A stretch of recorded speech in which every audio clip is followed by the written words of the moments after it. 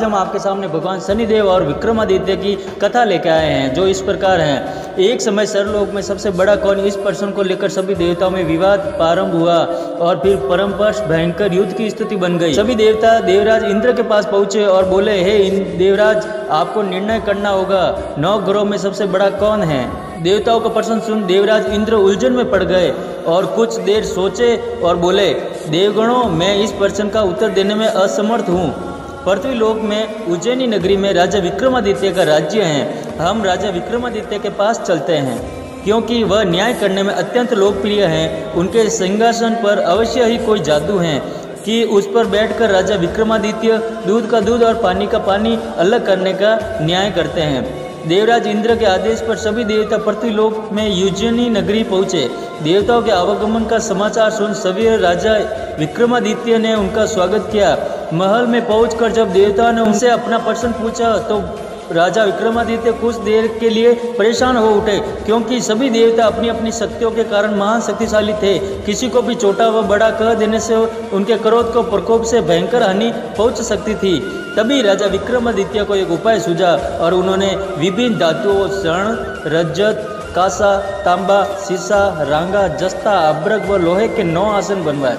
धातुओं के गुणों के अनुसार सभी आसनों को एक दूसरे के पीछे रखवा कर उन्होंने देवताओं को अपने अपने सिंहासन पर बैठने को कहा। जब देवताओं के बैठने के बाद राजा विक्रमादित्य ने कहा, आपका निर्णय तो सव्य हो गया। सबसे पहले सिंहासन पर विराजमान है वह सबसे बड़ा।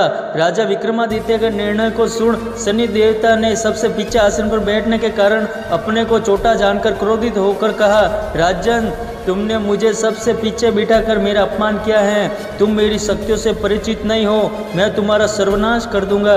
सूर्य एक राशि पर 1 महीने, चंद्रमा 2.25 दिन, मंगल 1.5 महीने, बुध और शुक्र 1 महीने, बृहस्पति 13 महीने रहते हैं, लेकिन मैं किसी राशि पर 7.5 वर्ष तक रहता हूँ। बड़े बड़े देवताओं को मैंने अपने प्रकोप से पीड़ित किया है। राम को 7.5 के कारण ही वनवास जाना पड़ा, ही वन में जाकर रहना पड़ा, और रावण को 7.5 के कारण ही युद्ध में मृत्यु का शिकार बनना पड़ा। उसके वंश का सर्वनाश हो गया। राजा, अब तू भी मेरे प्रकोप से नहीं बच सकेगा। राजा विक्रमादित्य शनि देवता के प्रकोप से थोड़ा भयभीत हुए, लेकिन उन्होंने मन में विचार किया, मेरे भाग्य में जो लिखा होगा ज्यादा से ज्यादा वही होगा। फिर शनिदेव के प्रकोप से भयभीत होने की आवश्यकता क्या है। उसके बाद अन्य ग्रहों के देवता जो प्रसन्नता के साथ वहां से चले गए, लेकिन शनिदेव बड़े क्रोध के साथ वहां से विदा हुए। राजा विक्रमादित्य पहले की तरह ही न्याय करते रहे। उनके राज्य में सभी स्त्री पुरुष बहुत आनंद से जीवन यापन कर रहे थे। कुछ देर ऐसे ही बीत गए। उधर शनि देवता अपने अपमान को भूले नहीं थे कि विक्रमादित्य ने बदला लेने के लिए एक दिन शनिदेव ने घोड़े के व्यापारी का रूप धारण किया और बहुत से घोड़ों के साथ उज्जैनी नगरी में पहुंचे। राजा विक्रमादित्य राज्य में किसी घोड़े के व्यापारी के आने का समाचार सुना तो अपने अश्वपात को कुछ घोड़े खरीदने के लिए भेजा। अश्वपात ने वहां जाकर घोड़ों को देखा तो बहुत खुश हुआ, लेकिन घोड़ों का मूल्य सुन उसे बहुत हैरानी हुई। घोड़े बहुत कीमती थे। अश्वपाल ने जब वापस लौटकर इस संबंध में बताया, राजा ने स्वयं जाकर एक सुंदर व शक्तिशाली घोड़े को पसंद किया। घोड़े की चाल देखने के लिए राजा उस घोड़े पर सवार हुआ तो वह घोड़ा बिजली की गति से दौड़ पड़ा। तेजी से दौड़ता हुआ घोड़ा राजा को दूर एक जंगल में ले गया और फिर राजा को वहां गिराकर जंगल में कहीं गायब हो गया। राजा अपने नगर को लौटने के लिए जंगल में भटकने लगा, लेकिन उसे लौटने का कोई रास्ता नहीं मिला।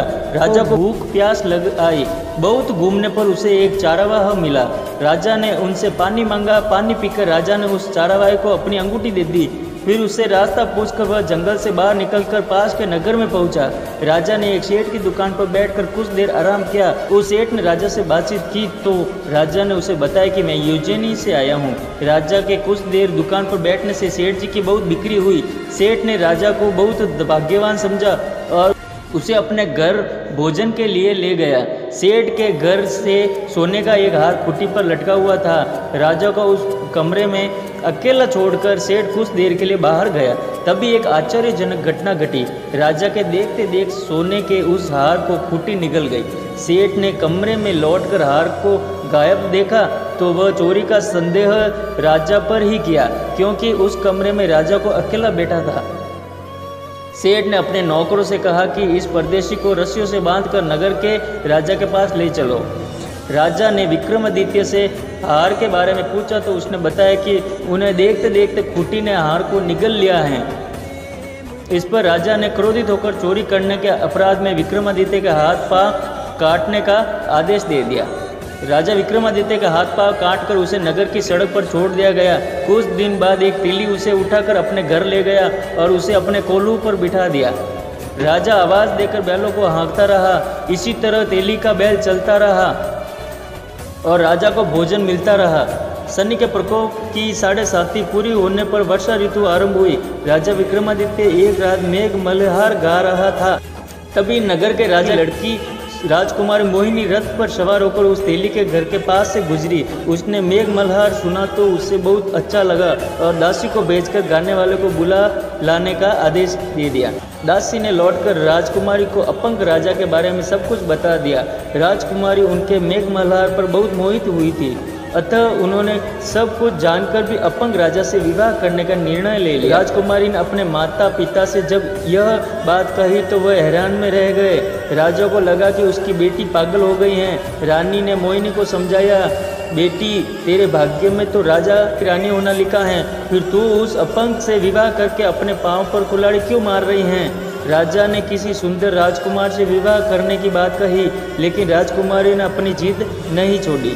अपनी जिद पूरी करने के लिए उन्होंने भोजन करना छोड़ दिया और प्राण त्यागने का निर्णय लिया। आखिर राजा रानी को विवश होकर अपंग विक्रमादित्य से राजकुमारी की विवाह करना पड़ा। विवाह के बाद राजा विक्रमादित्य और राजकुमारी तेली के घर में रहने लगे। उसी रात सपन में शनिदेव ने राजा से कहा, राजा तुमने मेरा प्रकोप देख लिया है, मैंने तुम्हें अपने अपमान का दंड दे दिया है। राजा ने शनिदेव से क्षमा करने को कहा, प्रार्थना की कि हे शनिदेव, आपने जितना दुख मुझे दिया है अन्य किसी को न देना। शनिदेव ने कुछ सोचते हुए कहा, राजा मैं तेरी प्रार्थना स्वीकार करता हूँ। जो कोई स्त्री पुरुष मेरी पूजा करेगा, शनिवार को व्रत कर मेरी कथा सुनेगा, उस पर मेरी अनुकंपा बनी रहेगी, उसे कोई दुख नहीं होगा। शनिवार को व्रत रखने और चींटियों का आटा डालने से मनुष्यों की सभी मनोकामनाएं पूरी होगी। प्रांत काल राजा विक्रमादित्य की नींद खुली तो अपने हाथ पांव देखकर राजा को बहुत खुशी हुई। उसने मन ही मन शनिदेव को प्रणाम किया। राजकुमारी भी राजा के हाथ पांव सही सलामत देख आश्चर्य में डूब गई। तब राजा विक्रमादित्य ने अपना पूरा परिचय देते हुए शनि के प्रकोप की सारी कहानी कहकर सुनाई। सेठ को जब इस बात का पता चला तो दौड़ता हुआ तेली के घर पहुंचा और राजा के चरणों में गिरकर क्षमा मांगने लगा। राजा ने उसे क्षमा कर दिया क्योंकि यह सब शनिदेव के प्रकोप के कारण हुआ था। सेठ राजा को अपने घर ले गया और उसे भोजन कराया।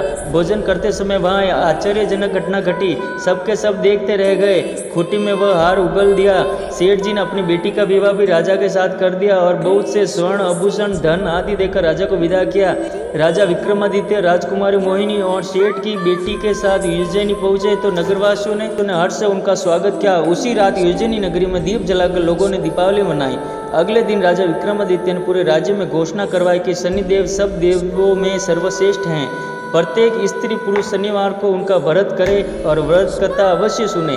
राजा विक्रमादित्य की घोषणा से शनिदेव बहुत प्रसन्न हुए।